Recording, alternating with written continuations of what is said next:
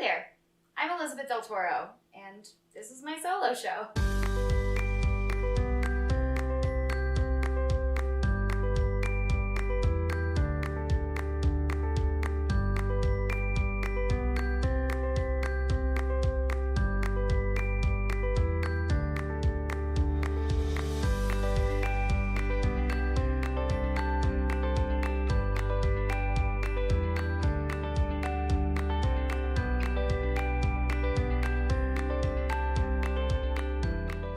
Now, don't worry, this isn't going to be a quarantine-themed comedy show.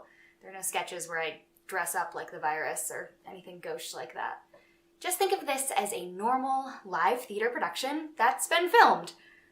And we've edited some of the content for the medium, which I hate. Anyway, it's just a normal solo show, okay?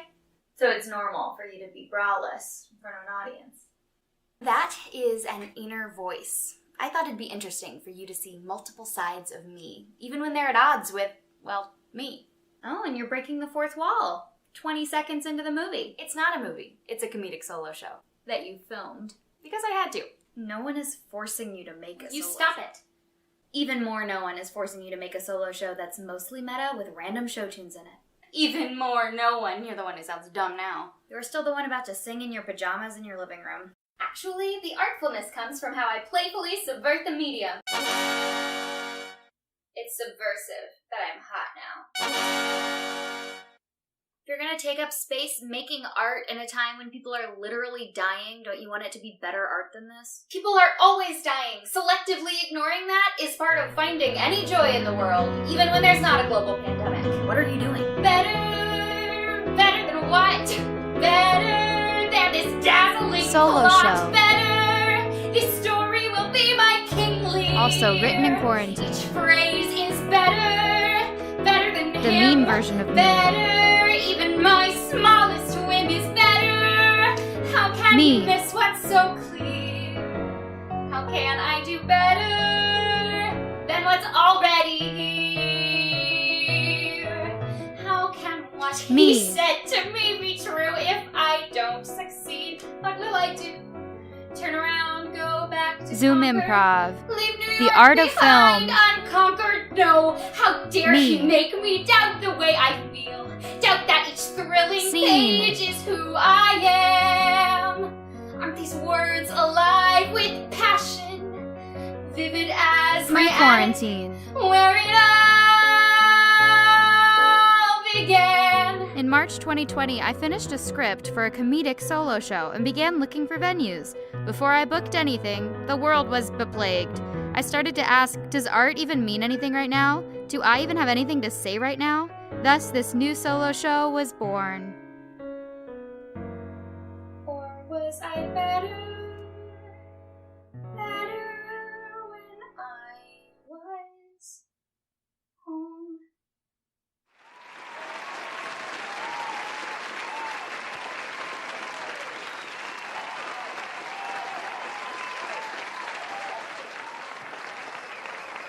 Do you get it? Was I better when I was home?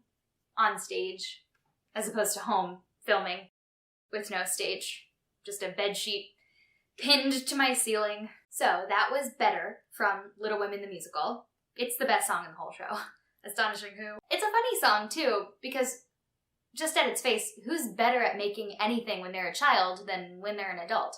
So why insert the song at all? That's what I'm saying. The main reason is I like it. It's everything an opening number should be. It introduces important themes, like the protagonist worrying about the reception of her art instead of the art she's making itself, and it's short, it's up-tempo, it gets you excited for the rest of the show, and it's a bop. Anyway, just like some characters in Little Women the Musical, I'm hoping that making the show and thinking about art all the time will help me keep from spiraling about death all the time.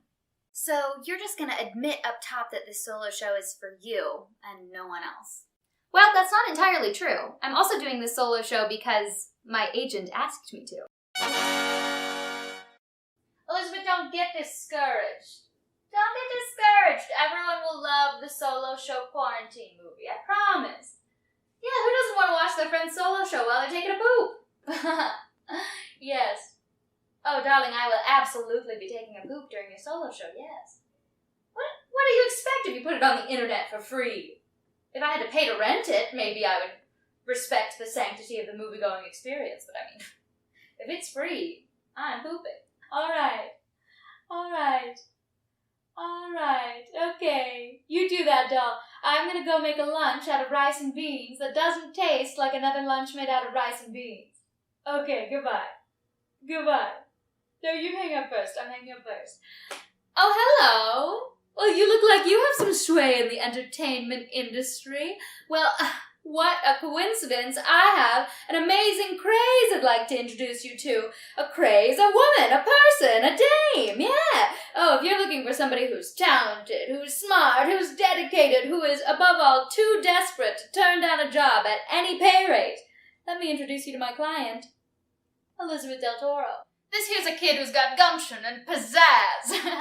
Yeah, and if she doesn't blow your socks off with her talent, her boobs are large. She's got big old tits.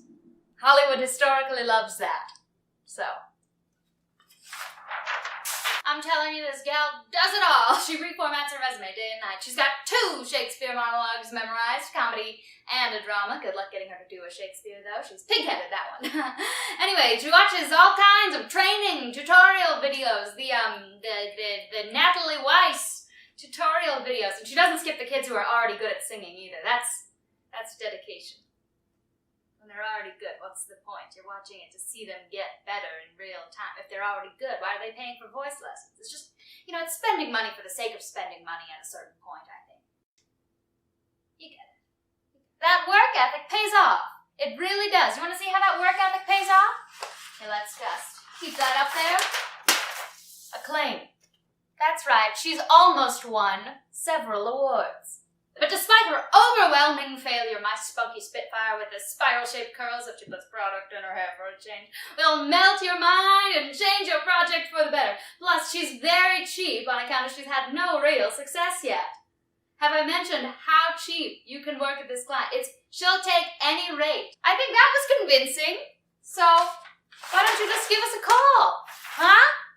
You can call the number on your screen right now. Just give me a call and I'll answer. I think that'll be pretty good when you call and I'll answer. And I'll just sit here waiting by the phone. I'll just hold my phone right here and wait for you to call. Nothing? Oh my god. Oh my god, she booked something. Suck a dick, Hollywood, and she booked something. My client we're famous. We're gonna make $1 million off a non-union toilet paper commercial. Maybe not $1 million, like maybe $200. Perhaps less. Who can say? And I'm only making 10% of that, so I might have made $20 today. That feels pretty good. Huh.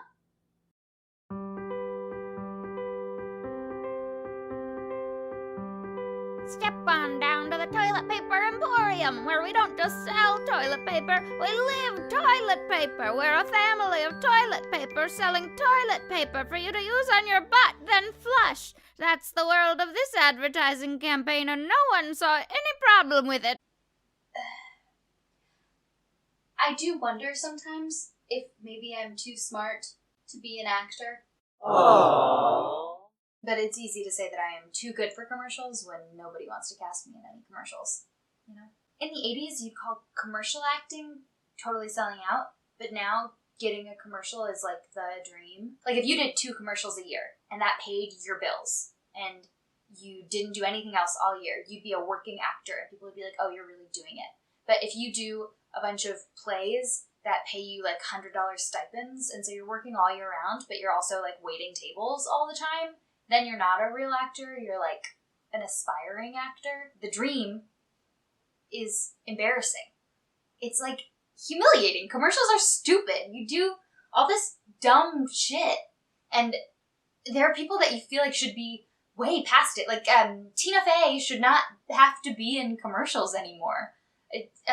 Is she in gambling debt? How many houses do you need? What's Brie Larson doing in a car commercial? It's undignified. What is selling out now?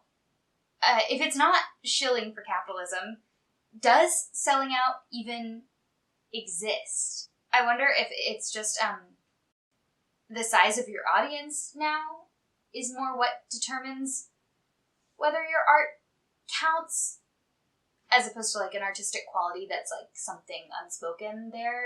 Now it's if you reach a certain amount of people, your art is legitimate. I wonder if that's something from the advent of the internet. Because then commercials are not art, but they have reach, so they're legit. Also, you get money, which makes you legit. The bigger your audience gets, the less control you have over what your art is. Like, more people get to put their hands in the pot and control it, and then, you know, you start out making a front-facing character video, like taking down the establishment, and then you're writing and starring in your own NBC pilot, but everything that you do is toothless and watered down because the executive producers grope their assistants and get final say over what jokes get put in. But then you're still successful, even though your art is less impactful, or is impact incremental based on tiny notches of each audience member, as opposed to impacting smaller audiences bigger. But also, do actors even have a message to share? You know, like, beyond kind of like elementary baby steps, like representation matters stuff, actors are functionally a vessel for other people's art. So like, why am I in that? Why am I an actor if I have so many things to say? I don't know. But you don't really get to control even what you're a vessel for. Like, you can control what things you audition for and what you accept, but you can't control who picks you. So you're just a vessel wandering, begging to be used. Acting sucks. What's the point of getting that famous if all you're gonna do is further water down your already watered down art that is watered down versions of somebody else's thing that you're a vessel for? Is this art?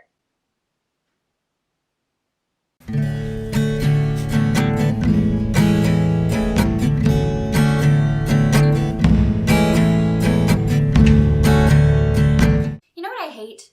I mean, a lot. I hate a lot of things. But something I specifically hate is when I audition for something and I do really well, maybe get a call back, maybe get a compliment, and then I lose the part to somebody who's probably just as good as me, but internet famous. If that's the only difference, why don't I just make some front-facing comedy videos, you know?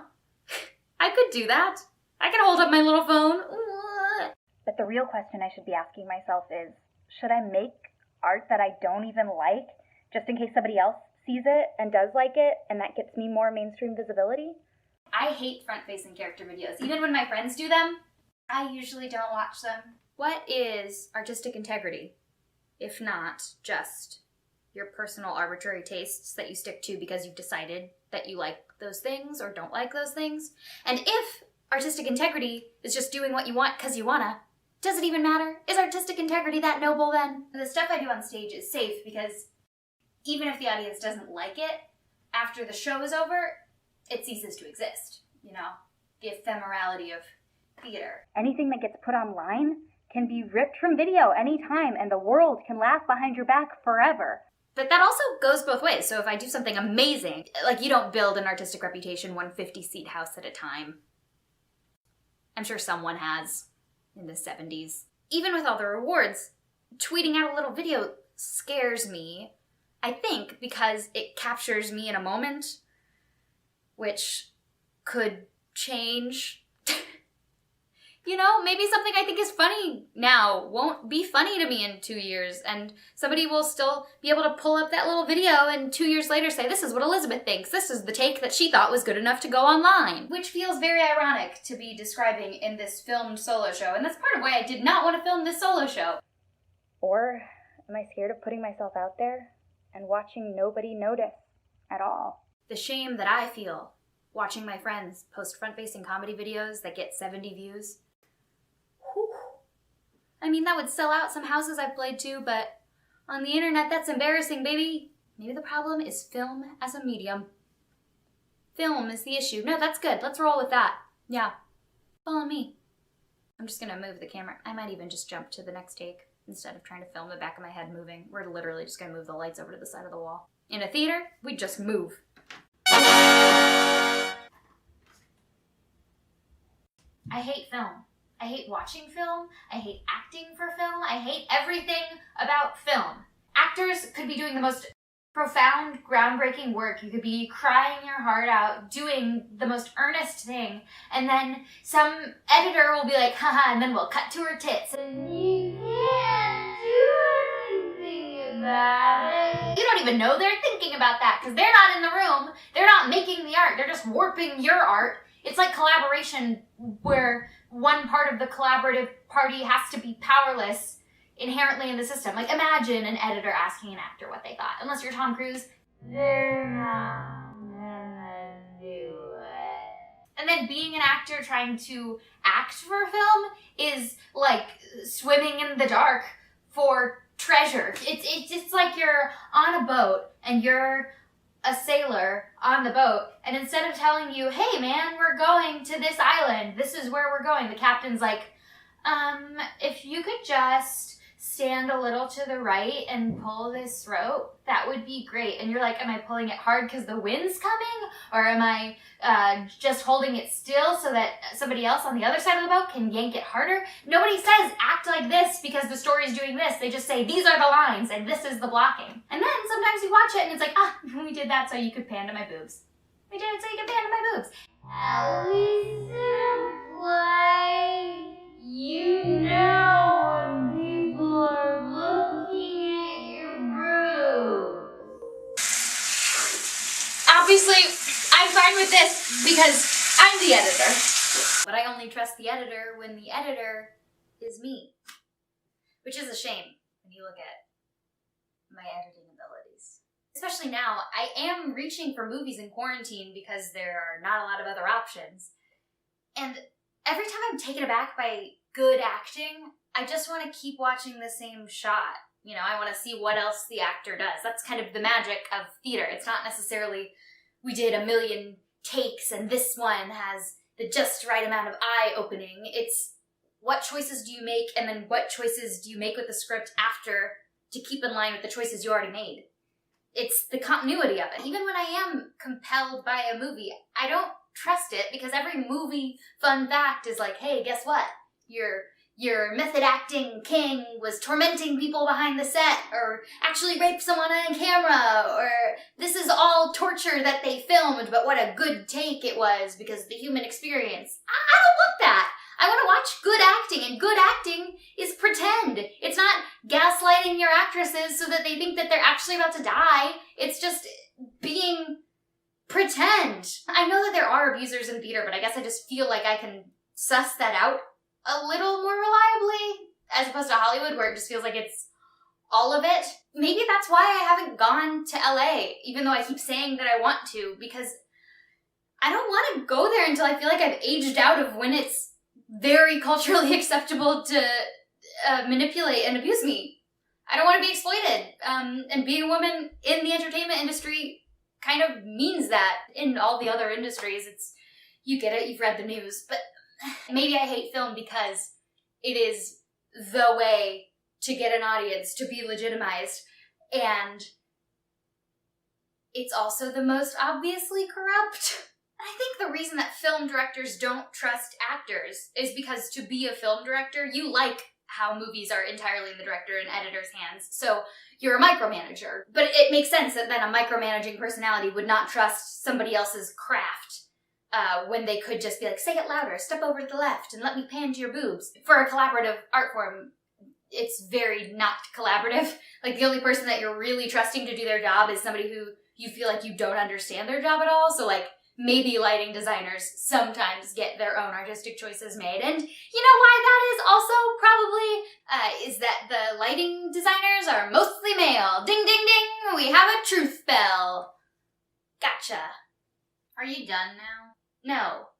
Is it not exhausting having such contrarian takes on everything? Oh, it's contrarian to not want actresses to be raped in movies. People love movies. People love the big movie men who make movies. I don't think that is the part of my argument that people have any ground to criticize. If you want to be a successful actor on film, you just have to suck it up and be vulnerable and be bad at acting on film for a long time until you get better. Hello? I started a solo movie project. I'm being pretty vulnerable here. Bad Dancer says what? What? Hey! I can edit that out, you know.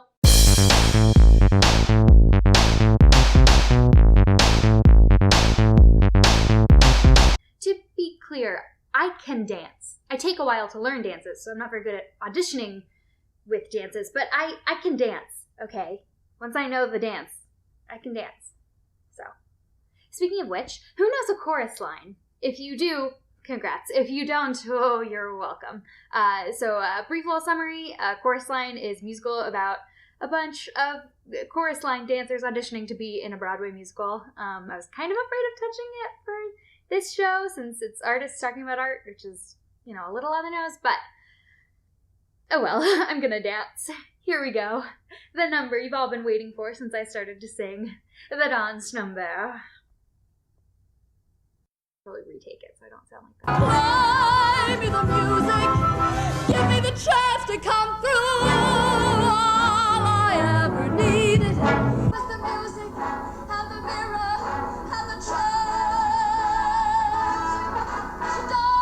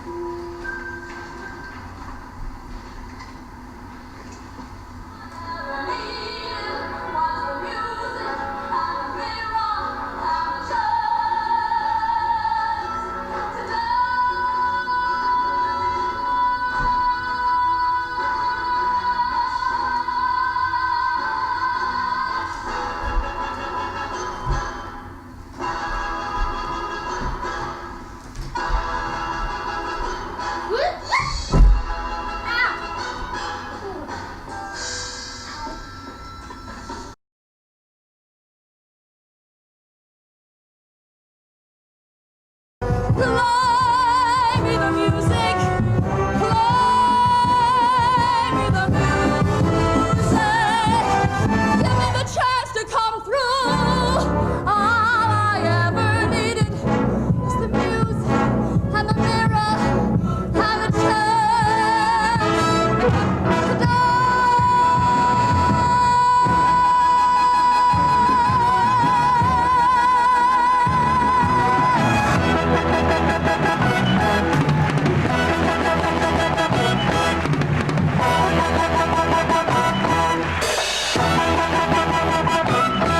A to-do item that has been haunting me for about a year and a half is I need to overhaul my materials to fit my type. My materials being my resume, my headshot, my website, my reel, and my type being the way that I read immediately on camera, the way that people are going to be most inclined to cast me, at least as I'm breaking into the industry. But there are a million types, you know? There's the lovable goofball, there's the dorky nerd from Silicon Valley, there's the gritty anti-hero you shouldn't root for, but you're rooting for. And if you're a woman, there are two tropes, fuckable and mom. Fuckable, obviously, is 14 to 20. Mom is 30 to 35. There are little shades on top of that, little veneers on top of those tropes to get a little more specific. Exotic fuckable or innocent mom. Little racialized shades, if you will. It's just a fun thing to realize when you exist in a racial gray area, like someone you might know. Okay, no one wants to hear a white Latina talking about being torn between two worlds. Let's keep it moving. Figuring out my casting is also figuring out how I can serve a story best, how I read to serve a story. So if, for example, I was an innocent, fuckable trope, let's say girl next door, maybe the next door neighbor falls in love with me and then I tragically die, and he goes off on a quest for the rest of the movie to find himself and avenge me. That's gonna kind of fuck me up, the way that I walk through the world, knowing that at first glance I exist as something to be lusted after, something to be avenged, an object in someone else's story, a metaphor for purity, which, by the way, is a function of whiteness. You're not saying anything that's not been said before.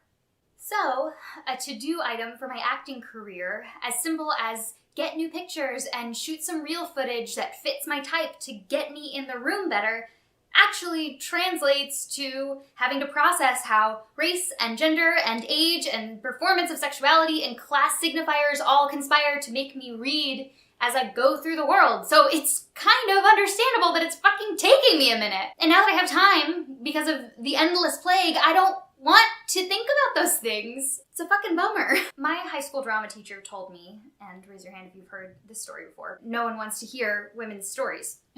So she said that I needed to either stop complaining about feminism or quit theater because it was just gonna be like that. And I mean, obviously I didn't do either, but before you clap, I wonder if what she said to me boils down to society shapes theater, not the other way around. Society shapes art, not the other way around. And if that was at the core of it, that's maybe the most honest advice I've ever been given in the arts, albeit from my least favorite person.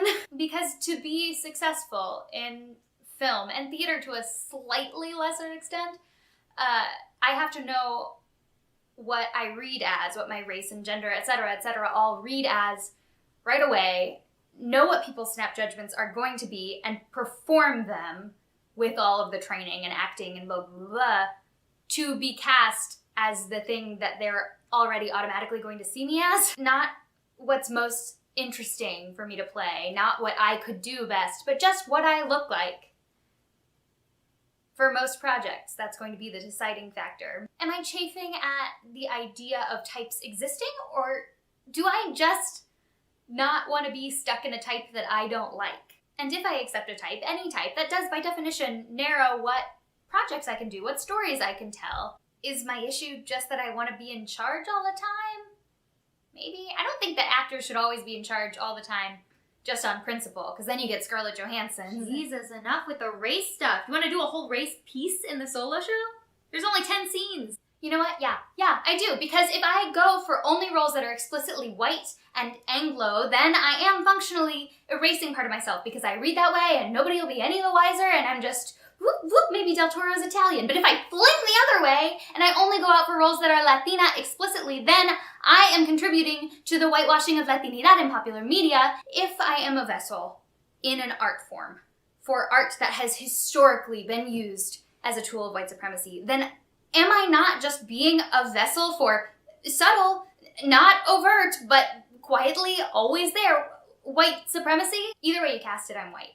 But I have to choose whose problem I'm making that with every project I do. And if I were Scarlett Johansson, I could choose those things a lot more specifically, but where I am, I have to look at every part I get offered and say, is this worth whatever baggage it brings for maybe my 4 times I get cast a year? Do I want to use up one of my lucky chances that somebody picked me? So write your own movies if you know how you should be cast. Yeah, if I write and direct my own stories and I cast myself as I am, then I don't have to worry about taking parts away from other actors who could maybe do more good as a vessel. But then I have to write and produce my own shit.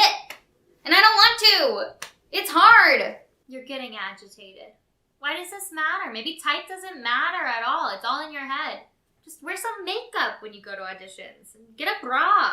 Wear a bra more. I'm on the cusp of it. If I could just sit with this problem and figure it out for a minute with just uninterrupted silence to think. Hang on. Elisabeth, my sweet crybaby, you got another audition. Hi. Put yourself on tape and send it over when you get a chance. Okay. By mail. I'm an old-timey agent. I expect a physical videotape. Okay. Ta-ta.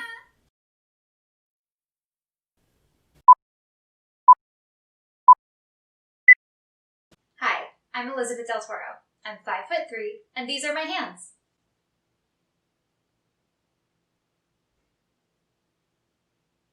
Wow, is that a can of beans? Wow, that's the best can of beans I've ever seen! Can of beans! I love beans. Beans? Beans! Beans! Beans! Wow, is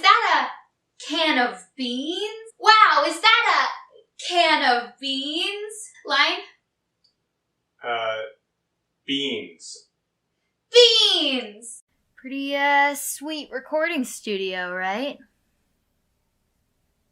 Honestly, I'm trying to record a song to use for a lip sync at the end of this scene. And I picked a song that was too hard vocally and too close emotionally, you know? So I'm just gonna do the scene here instead of admitting that I've given up and leaving the closet voice studio. Anyway, my frustration with recording this song fits the theme of this next piece pretty well. I'm calling them pieces. And mostly I wrote essays, and I'm riffing on them for the camera and editing it as if that was intended. So, am I being stupid to think that I could make a living from my art without it being soulless and corporate and everything that I've already listed that I hate? Like, is that a naive belief, or is every artist that same kind of naive, dumb baby, innocent, to think that what they're doing matters, to think that this is enough? I haven't talked in this voice so far in the video. I think this could have been a good character, but it's actually just what my voice does when I'm sad and tired. I don't want to say that I need a stage to be theatrical, but also, am I just taking for granted that me talking to the camera is enough? Is this enough? Are you getting anything out of this?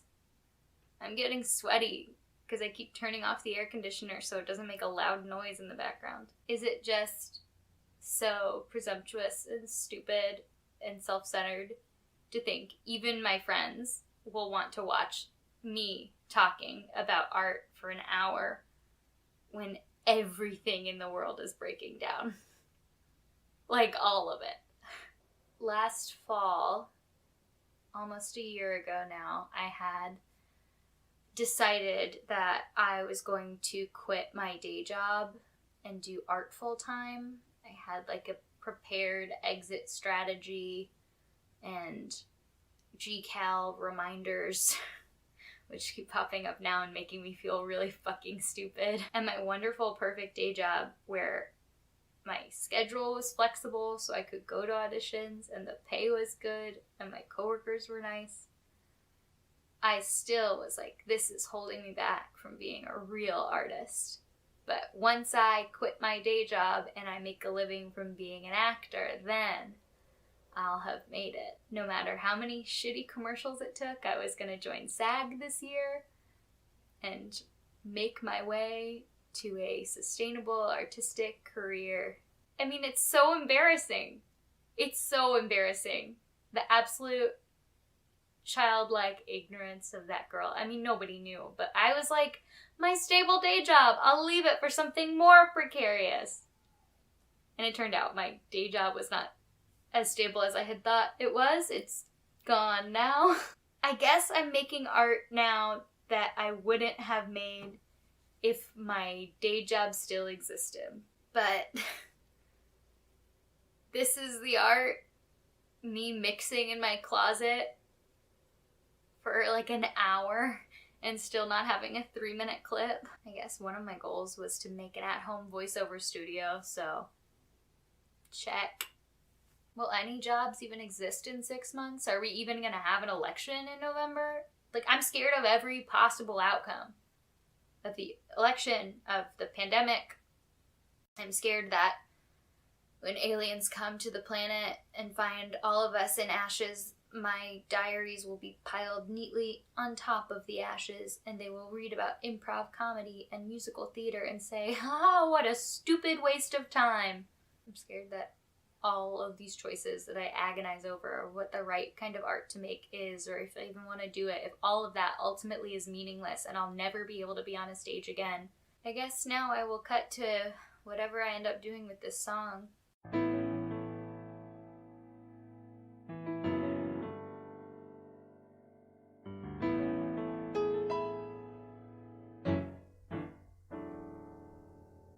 Jenny's afraid of water. I mean, she swims so well, but still, she's afraid of water. And and so she won't go near the sea. Not me. Katie's afraid of darkness. I mean, she sleeps and all, but still, she's afraid of darkness. When the lights go out, she has to hold my hand. I don't understand. I'm not afraid of anything, be it mountains, water, dragons, dark, or sky. I'm not afraid of anything. Tell me, where's the challenge if you never try? So watch me fly. I'm not afraid.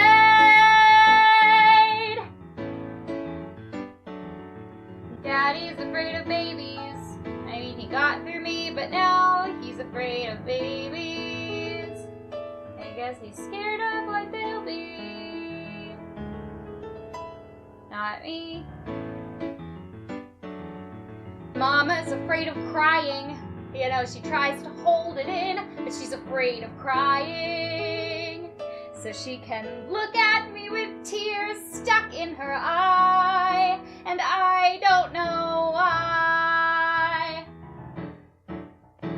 I'm not afraid of anything, be it mild or going out of style. I'm not afraid of anything. Who would give up what they want without a trial? Another mile.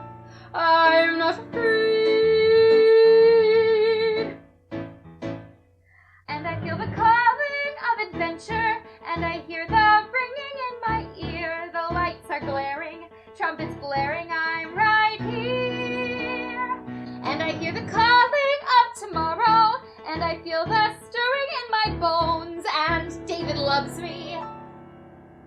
He's afraid to hold me.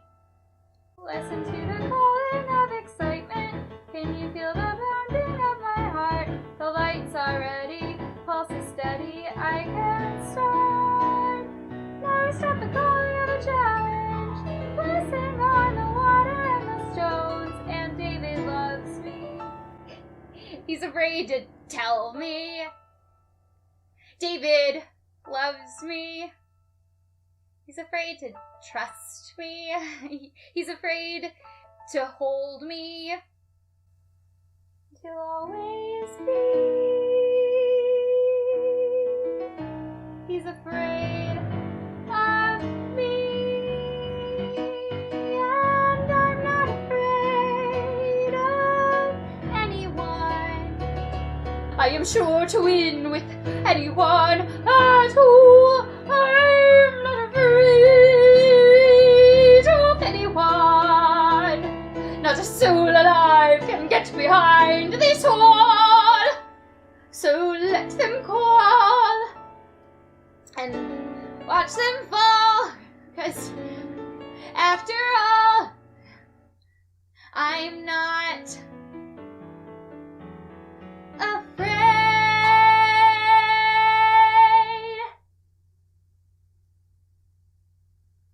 Thank you. Thank you. I feel weird being vulnerable and knowing that lots of people won't make it 2/3 of the way through the show to see it. So who knows if anybody will see it. I mean, Matt has, because there are only 3 rooms in this apartment. And this is the only one with direct sunlight, so follow me as we go to a new scene in the same location. I like acting for theater much more than I like doing comedy. I said it. Improv sucks. It doesn't mean anything. And sketch can mean something, but a lot of the time, if you're writing sketch, you have to choose between saying what you actually mean and saying something that's slightly different but much funnier. And then you're at odds, especially if you're doing political stuff, with saying what you actually mean versus saying something funny that maybe pokes fun at exactly the wrong place. And then also, if it's not funny, because maybe you chose to go the high ground and say exactly what you want to say instead, and the joke is a little weaker, people are like, okay, well, you wrote it, so, like, write something funnier. As opposed to an actor where you can say a bad joke, but people are like, she didn't write it. She's just saying the words as they're written, which is your job as an actor. And if you say other words just because you think you can punch up the script, you actually get in trouble. The stage manager will tell on you. So, writing itself is always a little embarrassing. I think words are stupid. Words taken out of emotional context always sound stupid. Even the most beautiful musical, moving, powerful musicals sound stupid as hell if you just look at the words. I'm coming, wait for me. I hear the walls repeating, the falling of the feet, and it sounds like coming, and we are not alone. I hear the rocks and stones echoing our song. I'm coming. Rocks and stones are the same thing. Just because rocks doesn't slant rhyme with souls doesn't mean that they're functionally different or it's worth saying it twice. It's dumb. It's dumb! It's so dumb. I mean, but also that gut punch of Eva Noblezada's voice. Ha! I had to put this part of the show right after I sang badly, huh?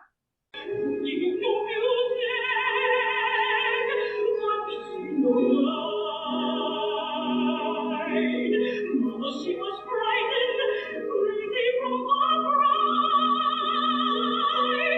She did not know comfort, screamed not know sound. Only darkness and pain, anger and pain, the man of pain. I buried my love in the ground.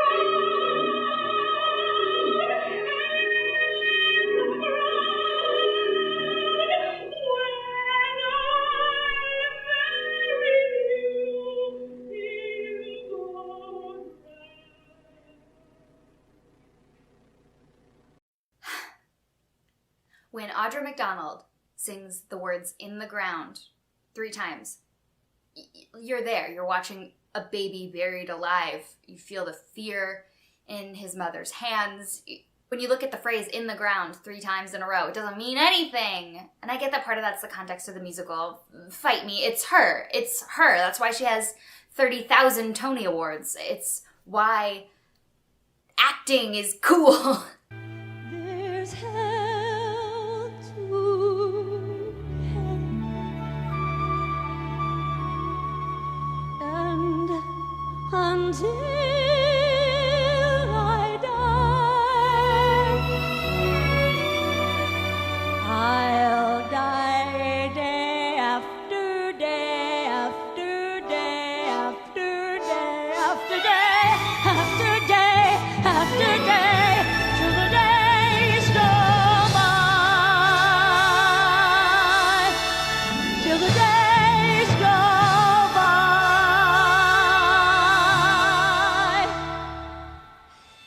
This show is for sure going to give me a copyright strike. Anyway, I brought up all of these examples to complain about comedy, but now I'm instead just showing you my most watched YouTube videos. Comedy expects you to find your own words and know how to say them. But I don't think my brain really works like that. I feel like everything that I know I feel comes from referencing something else and saying, well, not that, as evidenced in this show. I can look at a script of Our Town and say, well, I know that I don't want to find salvation in a heteronuclear family unit. But if you asked me to write my own play about the meaning of life, yeah, right. Without lines to shove myself onto in juxtaposition with, it's so hard to just say something. On that note, I'm going to show you a monologue now. This is from August, Osage County by Tracy Letts. It's my audition monologue. I've been meaning to find a better one for years. So, without further ado, I present to you Tracy Letts' Dumb Words. That's how it happens, of course, is you only find it when you aren't looking for it. Then suddenly you turn around and, oh, there it is. The things you thought were so important aren't really that important. I mean, when I made out with my pillow, I never imagined Steve. Here he is, this kind of country club chamber of commerce guy, 10 years older than me, but a thinker. He's a good man. He's good to me. He's good for me. The best thing about him for me is that now I live now. My life, my focus, my world is now. I don't give a care about the past anymore. The things I thought, that's all behind me because I realize you can't plan the future because as soon as you do, something happens. Some terrible thing happens, like your father drowning himself, I mean. You can't plan for that. There's no contingency. You just take it as it comes, here and now. What I'm trying to say is I'm finally happy. I've been unhappy most of my life. Most of my adult life. I doubt you've been aware of that. I know our lives led us apart, you, me, and Ivy, and I think at least one reason for that is I haven't wanted to live my unhappiness in full view of my family.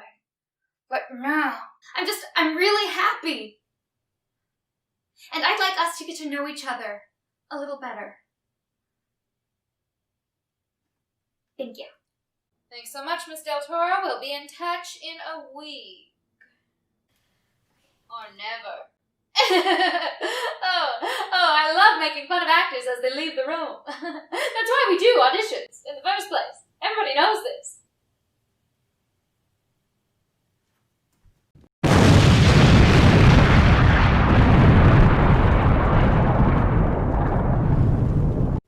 Sincerely, Elisabeth Del Toro. Sincerely, I don't know. Best? Elisabeth Del Toro. It's passive aggressive. Thank you for reading. Elisabeth Del Toro. I mean, we're gonna talk passive aggressive. Thank you for reading.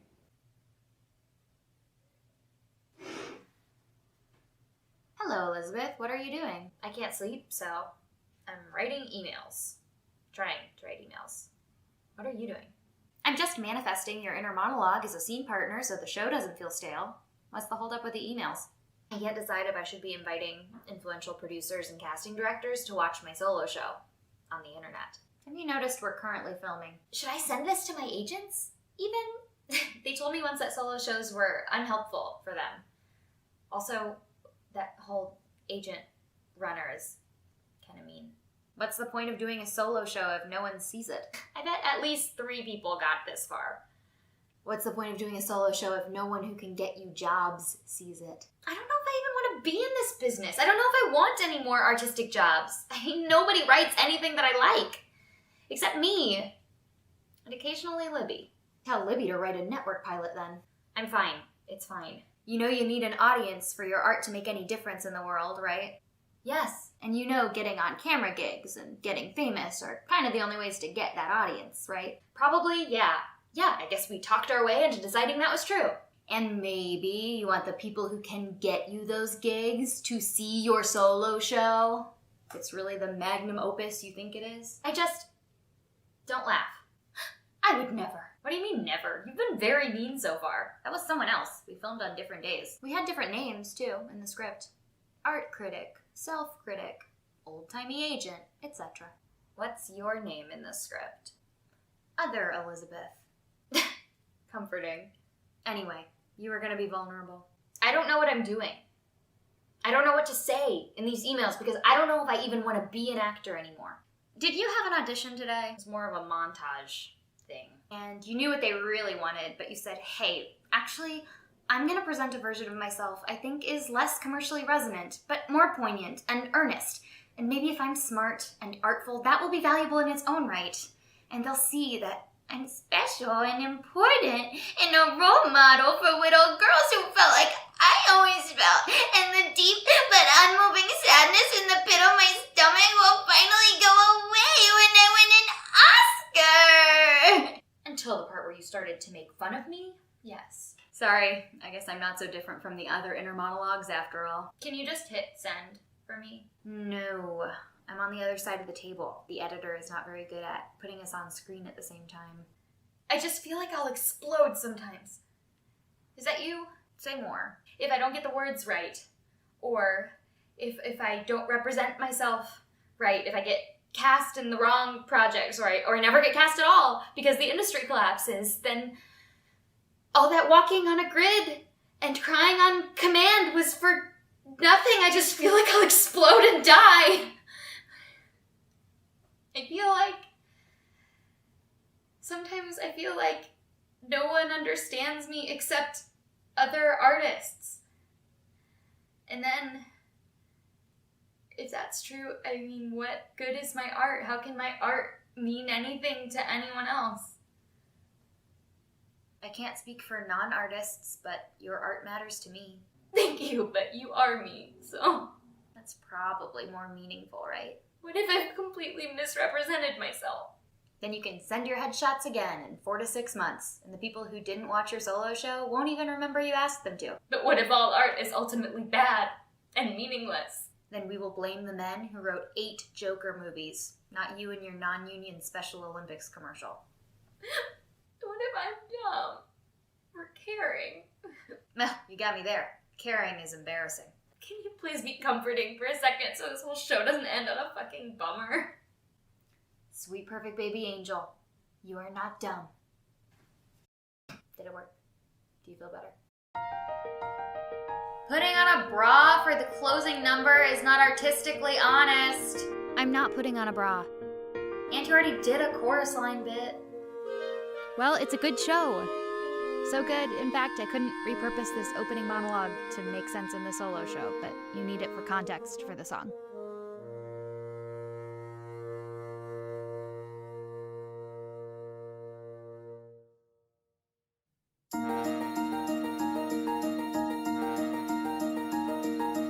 Every day for a week we would try to feel the motion down the hill. Every day for a week we would try to hear the wind rush, feel the chill.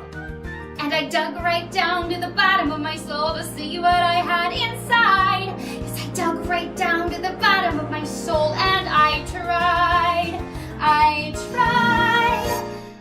And everybody's going, whoosh, whoosh. Oh, I feel the snow. I feel the chill. I feel the air. And Mr. Carp turns to me and he says, okay, Morales, what do you feel?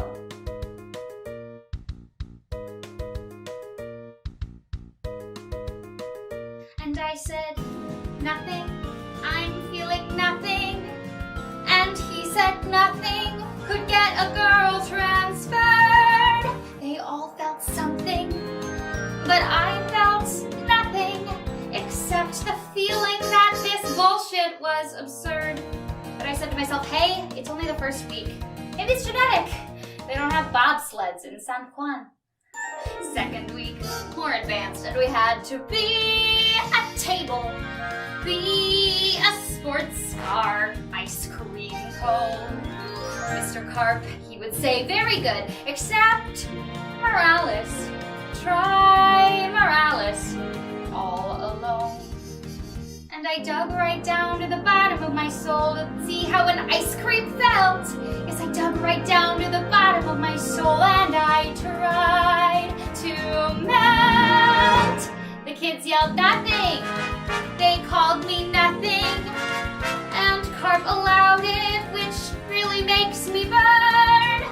They were so helpful. They called me hopeless until I really didn't know where else to turn. Mr. Carp kept saying, Morales, I think you should transfer to Girls High. You'll never be an actress, never. Jesus Christ. Went to church praying Santa Maria. Send me guidance on my knees. Went to church praying Santa Maria. Help me feel it. Help me feel it. Pretty please. And a voice from down in the bottom of my soul came up to the top of my head. And the voice from down in the bottom of my soul, here is what it said. This man is nothing. This course is nothing. If you want something, go find a better class. And